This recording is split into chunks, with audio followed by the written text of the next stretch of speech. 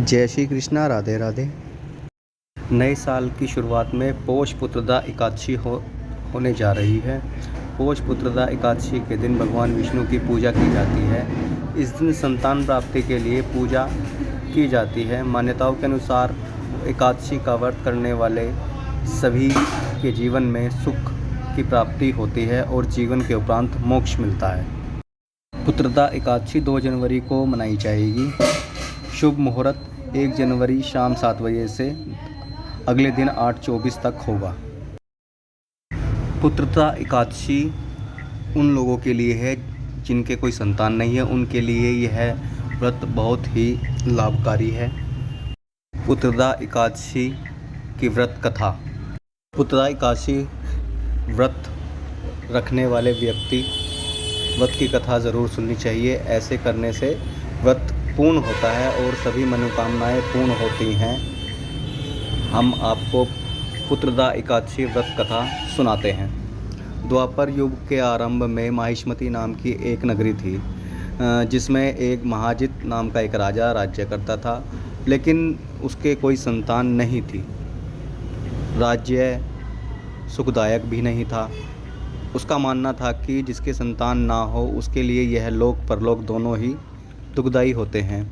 पुत्र सुख की प्राप्ति के लिए राजा ने अनेक उपाय किए, परंतु राजा को पुत्र प्राप्त नहीं हुआ। वृद्धावस्था आती देखकर राजा ने प्रजा के सभी लोगों को बुलाया और कहा, मेरे खजाने में अन्याय से उपसर्जन किया हुआ धन नहीं है, ना ही मैंने किसी भी देवी देवताओं व ब्राह्मणों से धन छीना है। किसी दूसरे की धरोहर भी मैंने नहीं ली है। प्रजा को पुत्र के समान मैं पालता हूँ। मैं अपराधियों को पुत्र तथा बांधवों की तरह दंड भी नहीं देता। किसी से घृणा भी नहीं करता। सज्जनों की सदा पूजा करता हूँ। राजा महाजित इस बात को विचार करने के लिए अपने सभी लोगों को बुलाता है। बड़े बड़े ऋषि मुनियों को बुलाता है। राजा की उत्तम कामना की पूर्ति के लिए किसी तेज तपस्वी को भी बुलाते हैं। एक आश्रम में उन्होंने एक अत्यंत वयोवृद्ध, जो कि काफ़ी बुजुर्ग, धर्म के ज्ञाता, बड़े तपस्वी, परमात्मा के मन से लगाए हुए निहार, जितेंद्रिय, जिताता, सनातन धर्म के गुण जानने वाला, सभी शास्त्रों को महानता मुनि को देखा, जिनका देखकर यह एक रोम गिरता था। सबके जानकर ऋषि को प्रणाम किया। उन लोगों को देखकर मुनि ने पूछा कि आप लोग किस कारण से मेरे पास आए हैं। लोमेश ऋषि ऐसे वचन सुनकर सब लोगों से बोले, हे महर्षि, आप हमारी बात जानने में ब्रह्मा से भी अधिक समर्थ हैं। आप हमारे लिए संदेह दूर कर दीजिए।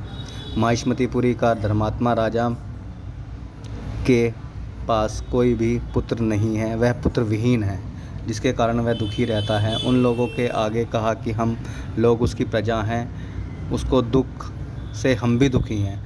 आपके दर्शन से हमें पूर्ण विश्वास है कि यह हमारा संकट दूर हो जाएगा। उन सभी की बातें सुनकर ऋषि ने थोड़ी देर के लिए अपनी आंखें बंद की और राजा के पूर्व जन्म के बारे में देखने लगा। राजा पूर्व जन्म में एक निर्धन वैश्य था। निर्धन होने के कारण इसने कई बुरे काम किए। यह एक गांव से दूसरे गांव में व्यापार करने जाया करता था।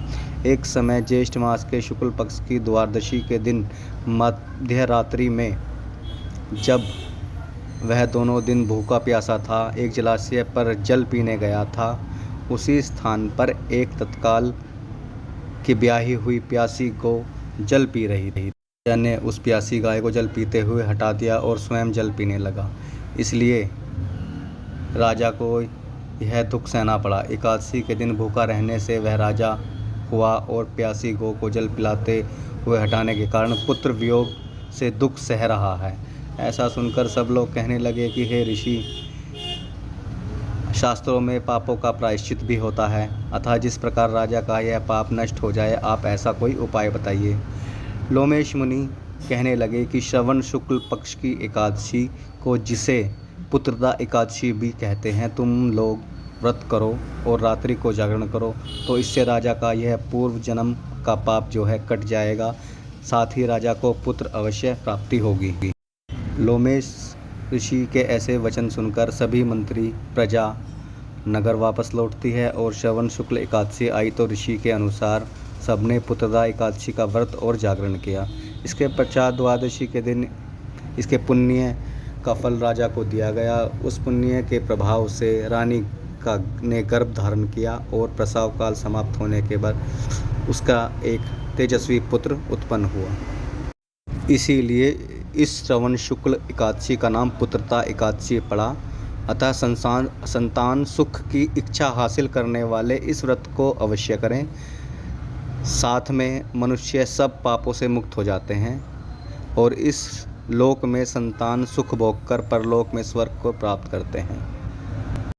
यदि ये आपको कथा अच्छी लगी हो तो हमारे चैनल को सब्सक्राइब कर लें और घंटी के बटन को दबा दें। आपको ऐसे ही एकादशी के व्रत व कथा हमारे द्वारा प्राप्त होते रहेंगे।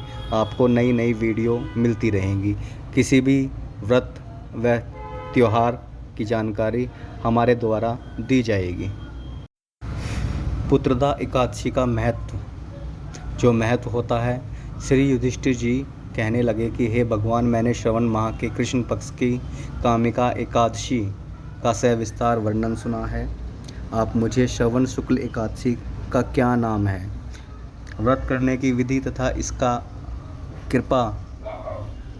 मधुसूदन कहने लगे कि एकादशी का नाम पुत्रदा एकादशी है। इस एकादशी को पवित्रा एकादशी भी कहा जाता है।